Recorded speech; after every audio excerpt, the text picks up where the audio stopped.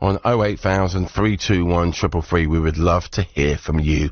Now, the Olympics start next week, but for one man, it's kind of already started. Chris Boardman is the chair of Sport England and former Olympic cyclist, and he's in the middle of cycling from Manchester to Paris ahead of the Games. Right now, he's in Milton Keynes, and he joins me on the line. Good morning to you, Chris. Good morning. How are the legs? Legs are okay, slightly tender. We've got beautiful weather, but actually it's above average today, which is very topical. And on our first day out of Manchester, we had biblical rain going over the peaks through the Peak District National Park. So we've had pretty much all of climate change in one hit, really. What is Pedal for Paris all about? Well, it's to raise some awareness or to get the focus back onto climate change, the impact it's having on us. And sport is not immune to that. So we thought, what a better way to do that after Sport England's just launched its own environmental strategy, which is really strong, £45 million of funding and a requirement by 2027 for everybody we fund to have a strategy and action plan to deal with climate change. I thought, right, we need to get some visibility on this. Paris Olympic Games, Paris is where the climate accord was signed. The city itself has worked incredibly hard in the last 5 years. There are now more bike journeys than car journeys there. I thought, bring all that together, get a spotlight on some projects, some amazing projects en route. Here we are, halfway through, almost. Great way of highlighting the issue. Is it you just cycling, or is there a group of people with you? No, we've got a small group who are riding every day, and then we've got visitors coming with us, just joining for single days. We had Mike Tyndall and James Haskell yesterday on a tandem, which I thought, right, these guys are just going to do a couple of 100 meters, and then they're going to bail. And 16 miles later, we stopped for water, and they were just a minute behind us. So we've had some great. And we visited some incredible projects. I heard your trail there just talking about the use of river. Well, we were with Paddle UK 2 days ago. I think it was 2 days ago at Home Pierpont, the water sports centre. And they've got an incredible project using their volunteers, over 4,000 volunteers they've got now to coordinate people who want to join in to help clear our waterways of single-use plastic and rubbish. So they're the kind of things that we're doing en route every day. It's a pretty busy itinerary.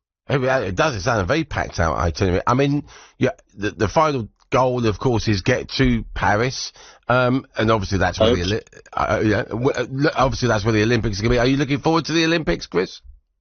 Yes, I am. I'm going to work on it for the BBC as well. I have done for many years. It's always a brilliant focal point of sport, and the fact that this one aims to be the most ecologically friendly as well. They've spent 1.4 billion cleaning up the Seine, and yet still triathlon is in the balance. So all of that mixed together, we have some great stories and some great sport.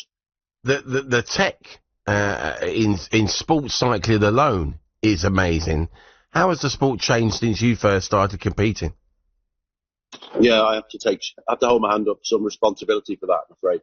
It's made a massive difference. I mean, cycling particularly it's all about moving air out of the way, the pace that you go. And the British team was the first to really understand aerodynamics, and we stole a march back in 2008, and we kept that lead, and the rest of the world has just caught up. So the racing is going to be a lot closer, but there'll still be lots of high-tech kit on show in Paris. Do you think will you be arriving in time for the road cycling time trial next week? Yeah, well, I'm commentating on the time right, so trial. You're working on it?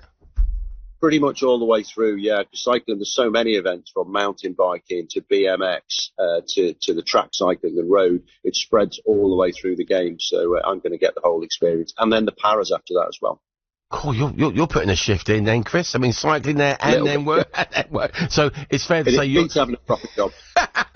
So it's fair to say you're driving the pace then on this challenge. Well, do you know what? I'm not. Aren't you? I'm getting a fair kicking. I'm 55 years old now. I am the stereotypical middle-aged man in Lycra, and I'm surrounded by really fit, skinny people. So it's fine. I'm not whinging. We've got fantastic weather at the moment. It is going to be really hot today, but no, I think I think I'm not the fittest, and I park the ego and I'm just sitting in the wheels and keeping my head down. Fit, skinny people, they're the worst type, my friend. They're the worst type. Chris, listen, we wish you all the very best for this, and thank you so much for joining us on the show. Brilliant. Thanks a lot. Cheers, Chris. Thank you. Chris Boardman there, who's the chair of Sport England and former Olympic cyclist, and he's taking part of from Manchester to Paris ahead of the games. And wow, what a chat. And then when he gets there, he's working. He's put the shift in. Only starts next week, the Olympics. Only starts next week. It does. It's exciting. A week today. I can't wait. I love the Olympics. Yeah. And we have been trying out some Olympic sports, haven't we? We're going to find out on next week. We recorded some bits this week. Yeah. Had to go shot put, long jump, hurdles, all sorts of bits and pieces. Find out how we get on next week. Wonder what we could do in the edit to make it sound really good, that we were really very good at the stuff. I don't think we can. I'm not sure we can come back from that. I mean, Holly is a great editor, but she's not a magician. Anyway, time now for the headlines. At 8:30, here's Jane. Major banks, media outlets and airlines are currently suffering major computer problems. It's also affected rail companies, with Thameslink saying there could be short-notice cancellations. Microsoft says it's investigating issues with cloud services in the US following the IT outages.